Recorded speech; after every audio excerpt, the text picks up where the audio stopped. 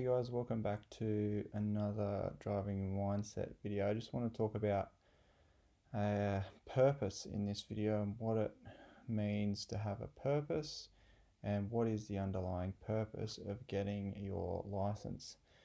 So there's two different things. You can have a purpose and you can also have an aim, I guess you would say. Now, an underlying purpose to getting your license might be so you can drive to work, so you can have your own freedom, so you can have independence, so you can help your family and friends out. Your aim might be to get your license, or your aim might be to pass your test on the day, but your underlying purpose is something deeper, something bigger, and something that pulls you towards achieving those small aims. Now, once you find your purpose, you'll have experiences that push or pull you towards or away from that thing. And the key here is to be able to identify to yourself whether that experience or that new information or what you've just learned is either pulling or pushing you away from your underlying purpose. So be mindful of your purpose and whether or not the experience or what you're doing is moving you towards or away from your purpose. Mastery, and this flows on from what we were just talking about. To be a master at something, or to be considered excellent or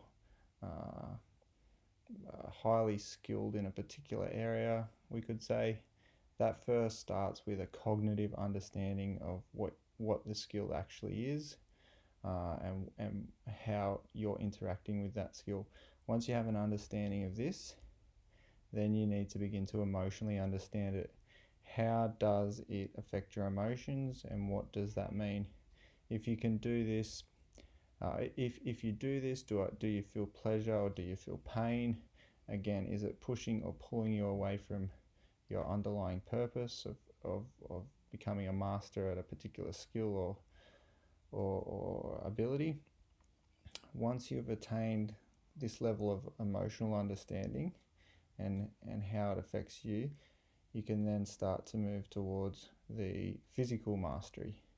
And this is where you do something automatically, or it just happens like second nature. People call it second nature. And this is through basically repetition of that physical skill or that physical ability. And you do it so many times, and each time you get an emotional hit or a dopamine hit, basically a good feeling or a reward, and it becomes a positive feedback loop. So the more you do it, the more you want to do it, and the more you want to do it,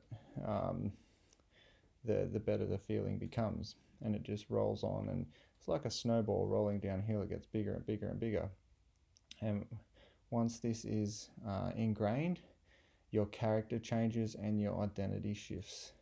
And this is because of the repetition. Out of repetition, we form habits, and when we form habits, things become second nature. We just get up, and we do them straight away without even thinking. That's basically how we transform our identity. So I hope you found that interesting, and I'll see you in the next one.